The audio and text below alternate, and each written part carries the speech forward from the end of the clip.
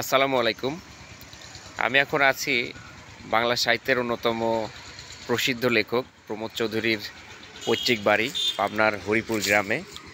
এখানে অনেক বড় বড় আম গাছ আছে, অনেক সুন্দর পরিবেশ, অনেক বড় সড়ো একটা জায়গা এবং এই দিকে খুব সম্ভবত এটা সেই সময়ের একটি মন্দির আছে। এটা দেখতে কিন্তু অনেক প্রাচীন এবং পুরাতন মনে হচ্ছে। এই যে আপনার এই যে মন্দিরের মতো একটা স্থাপনা আছে এখানে, খুব সম্ভবত প্রমোদ চৌধুরীর পিতা মাতা বা তার দাদার আমলের এটা হতে পারে। দেখেন, এটা যে অনেক প্রাচীন এবং অনেক পুরাতন সেটা এই ছবি দেখলেই বুঝতে পারবেন। দেখেন এই যে কি অবস্থা, অনেক প্রাচীন এবং পুরাতন একটি ধ্বংসস্তূপ।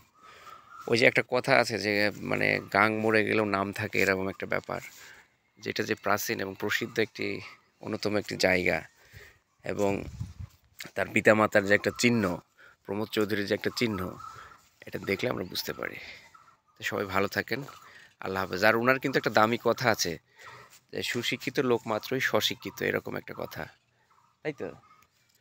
তো সবাই ভালো থাকেন। আর আসলে সুশিক্ষিত হওয়া জরুরি। শিক্ষিত তো সবাই হইতে পারে, কিন্তু সুশিক্ষিত স্বশিক্ষিত সবাই হইতে পারে না। এই কথাটা আমিও প্রচুর বলি। এটা বই পড়া, গল্প থেকে, প্রবন্ধ থেকে আমি পড়েছিলাম, প্রমোদ চৌধুরীর লেখা। তো সবাই ভালো থাকেন, সুস্থ থাকেন, আল্লাহ হাফেজ।